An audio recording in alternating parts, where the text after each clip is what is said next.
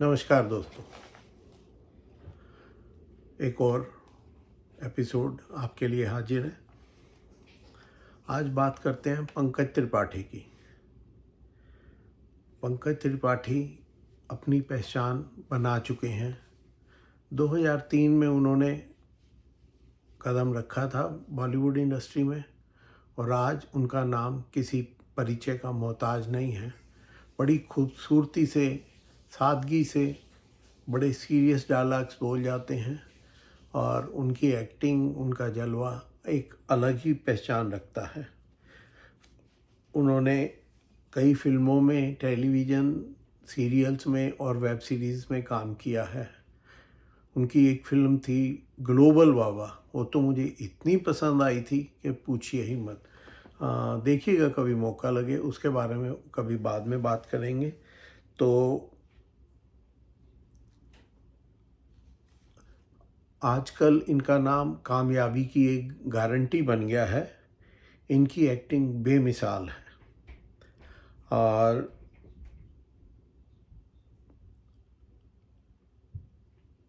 Domestic violence या एक crime thriller जिसके बारे में आज हम बात करने जा रहे हैं, वो है criminal justice a family matter. Same वही कहानी। पंकज त्रिपाठी जो हैं वो एडवोकेट माधव मिश्रा, खुशबू अत्रे इनकी पत्नी, और सीरियल में, सीरियस कंटेंट में थोड़ी बहुत हंसी के लिए इनकी पत्नी का रोल निभा रही हैं खुशबू अत्रे जो, और रोल है रत्ना मिश्रा का। ये माधव जी की वाइफ बनी है। और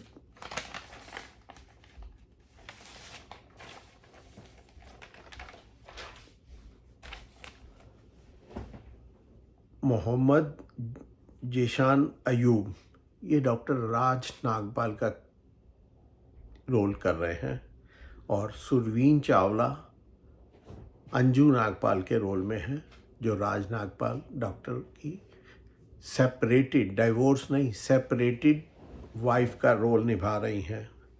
इसके अलावा आशा नेगी,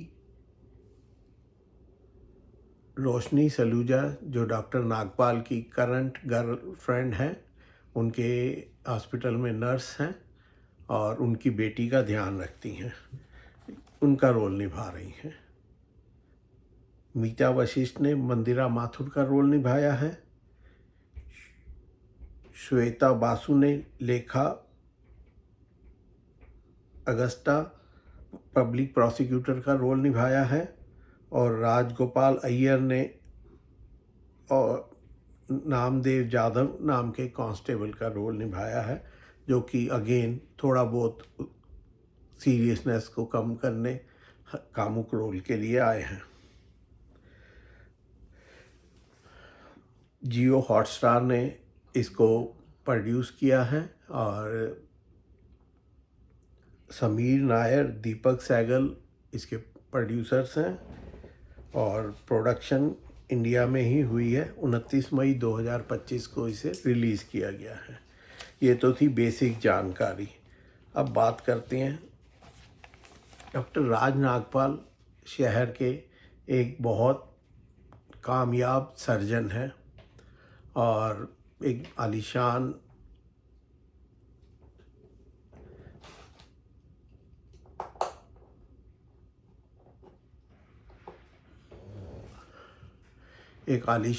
अपार्टमेंट में रहते हैं। उनके सामने ही उसी फ्लोर पर उनकी वाइफ, जो उनसे सेपरेट हो चुकी है, कोई ख़ास कारण नहीं बताया गया, लेकिन हाँ वो उनसे सेपरेट हो चुकी हैं, और अंजू जी वो उसी फ्लोर पे रहती हैं।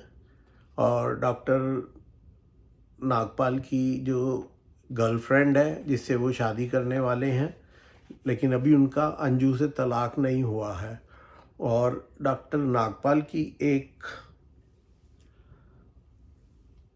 मेंटली चैलेंज 12 साल की बेटी है और उसका बर्थडे है। फिल्म वेब सीरीज़ की शुरुआत जहाँ से होती है और सब लोग बहुत खुश हैं। रोशनी बहुत सुंदर लग रही हैं, पिंक कलर की सितारों वाली साड़ी में ऐसे परी की तरह वो आती हैं। और लेकिन हर तरह के लोग होते हैं समाज में, कुछ अड़ोसी पड़ोसी, कुछ जानने वाले फ्रेंड्स, कुछ इधर की तारीफ़ करते हैं, कुछ उधर की तारीफ़ करते हैं, लेकिन कुछ लोग जब आपकी बुराई करते हैं तो वो आपके कानों में बहुत जल्दी पड़ती है। तो कंपैरिजन शुरू हो जाता है कि रोशनी अच्छी के अंजू अच्छी, और जो अंजू अच्छी की बात जब रोशनी के कानों में पड़ती है तो उसे बर्दाश्त नहीं होता, या वो डॉक्टर नागपाल को कमरे में बुलाती है, दोनों में झगड़ा होता है। थोड़ी देर बाद रोशनी पार्टी छोड़ के चली जाती है और बाकी पार्टी भी ख़त्म हो जाती है धीरे धीरे। और अगले दिन सुबह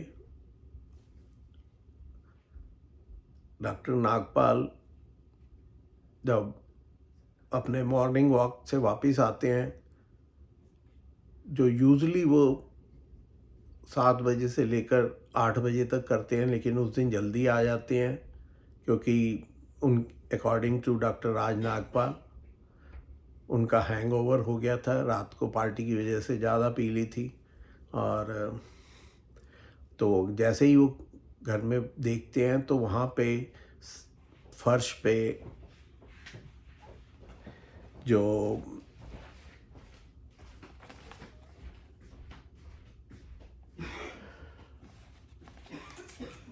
रोशनी सलूजा है उनकी लाश पड़ी है, खून से लथपथ, चारों तरफ खून ही खून है। डॉक्टर उसको उठा के उसका खून बंद करने की कोशिश करते हैं क्योंकि गर्दन पे उसके बहुत बड़ा कट लगा हुआ है जहाँ से लगातार खून बह रहा है, और ज़्यादा खून बहने की वजह से ही उसकी मौत हो जाती है। इतने में घर की नौकरानी जो है वो घर में एंटर करती है, और कमला, और जब वो देखती है तो वो ज़ोर से चीखती है। उसके चीखने की आवाज़ सुनकर उसी फ्लोर पर जो दूसरा फ्लैट है, दूसरा अपार्टमेंट है, वहाँ से अंजू जो डॉक्टर राज की सेपरेटेड वाइफ है वो दौड़ के आती है और देखती है और फ़ौरन पुलिस को बुलाती है। और मामला अगेन प्रधान दंपति को मिलता है और एसीपी सैलियान डॉक्टर राज को अरेस्ट कर लेते हैं। और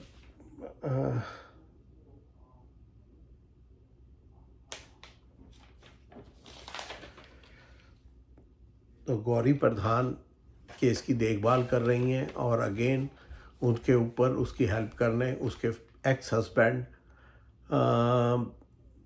हर्ष प्रधान को लगाया जाता है। गौरी प्रधान और हर्ष प्रधान ड्यूटी रहते ही उनकी अफेयर हुआ और वहीं शादी हुई जैसा कि बताया जाता है। और उसके बाद वो बड़े डोमिनेटिंग टाइप के पर्सन है, हर चीज़ में दखल रखते हैं, जो कि गौरी को पसंद नहीं क्योंकि वो भी सेल्फ मेड बंदी है। तो उन दोनों का डिवोर्स हो जाता है, लेकिन अभी भी वो अपनी अथॉरिटी जताते रहते हैं हर्ष प्रधान, हालांकि वो उसका हस्बैंड नहीं है। और माधव मिश्रा ने अपनी लॉ फर्म स्टार्ट कर ली है और उसको तोहफे में एक रेड कलर की एसयूवी गिफ्ट में मिली है, एक कंपनी जिसको वो बहुत बड़ा बेनिफिट कराते हैं। और तो यहाँ पे डॉक्टर राज जो हैं वो माधव मिश्रा को अपना, एक्चुअली अंजू जो है डॉक्टर राज नागपाल की सेपरेटेड वाइफ, वो माधव मिश्रा को डॉक्टर नागपाल का वकील हायर करती है और केस आगे बढ़ने लग जाता है। डॉक्टर नागपाल अरेस्ट हो जाते हैं गौरी केस की जांच कर रही है और कोई मोटिव नहीं दिख रहा, और ना कोई मर्डर वेपन हाथ आया है। बहुत ढूंढा गया, कहीं से मर्डर वेपन नहीं मिला। और बड़ा सिंपल, जैसे कि शुरुआत में कहा जाता है, ओपन एंड शट केस है। डॉक्टर राज नागपाल ने ये केस जो है वो मर्डर किया है और अपनी वुड बी वाइफ, अपनी गर्लफ्रेंड, अपनी असिस्टेंट और लेकिन वो जो है रोशनी सलूजा जो जिसका मर्डर होता है, वो इनकी बेटी का ध्यान सगी माँ से भी ज़्यादा रखती हैं और इसीलिए सारा मामला आगे बढ़ता जाता है। लेकिन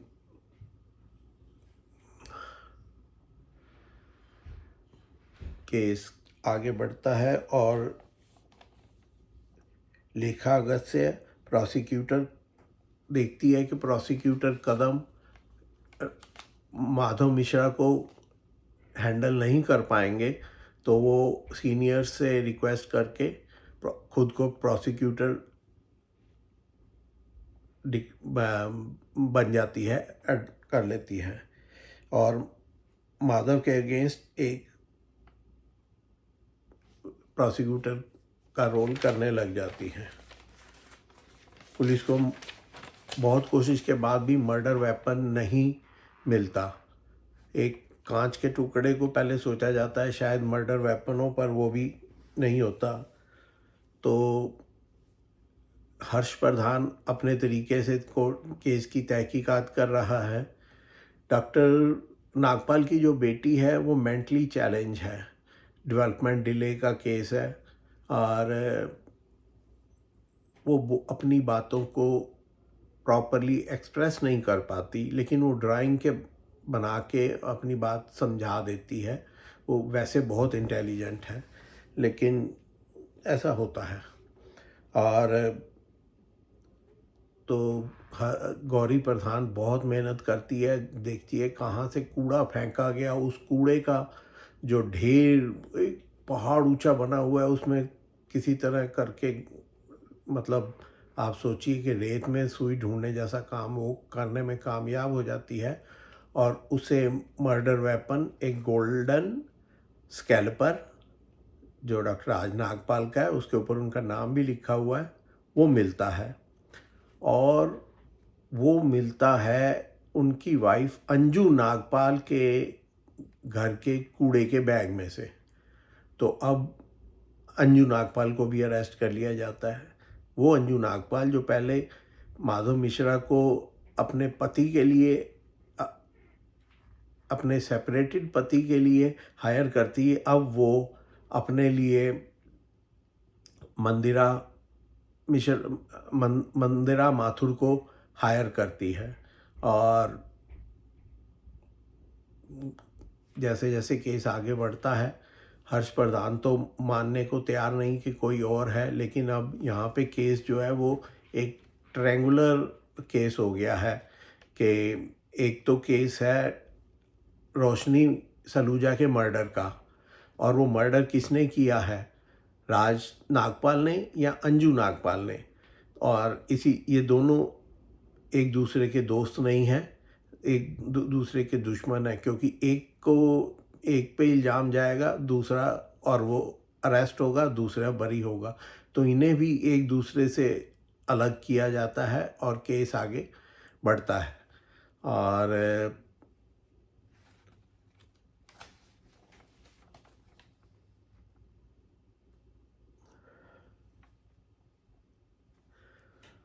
और कैसे एक दूसरे पर इल्ज़ाम लगाए जाते हैं, कैसे केस आगे बढ़ता है और कितने भोलेपन से माधव मिश्रा इस केस को हैंडल करते हैं, ये एक देखने वाली सीन है। अंजू भी अरेस्ट हो जाती है और ऐसे दिखाती हैं, 2 अलग-अलग वैन जेल से निकलती हैं, एक में अंजू को ले जाया जा रहा है, एक में डॉक्टर राज नागपाल को ले जाया जा रहा है। और जो इनके घर की नौकरानी है वो शुरू में बयान देती है कि उसने देखा, घर में घुसी तो वहाँ पे देखा कि डॉक्टर नागपाल की गोदी में जो रोशनी सलूजा है वो मरी पड़ी है, और उसने चिल्लाया, लेकिन बाद में वो बयान बदल जाती है और डॉक्टर नागपाल को पूरी तरह फंसाने की कोशिश करती है। तो काफ़ी इट्स एंड बट्स के साथ केस आगे बढ़ता रहता है, और देखेंगे कि कितने नाजुक तरीके से ये केस जो है और बढ़ता है और किसको सज़ा होती है, ये तो मैं नहीं बताऊंगा, आपको ही ढूंढना पड़ेगा। मैं तो बस इतना कहूँगा, मेरे चैनल को लाइक करें, सब्सक्राइब करें और शेयर करें और कमेंट भी करें। आपके सपोर्ट की बहुत ज़रूरत है। आपका कुछ नहीं जाता, लेकिन हमारी हेल्प हो जाती है। तो प्लीज़ लाइक करें, सब्सक्राइब करें, शेयर करें और कमेंट भी करें, और मुझे इजाज़त दें। आपसे किसी और एपिसोड में मुलाकात होगी। तब तक के लिए नमस्कार।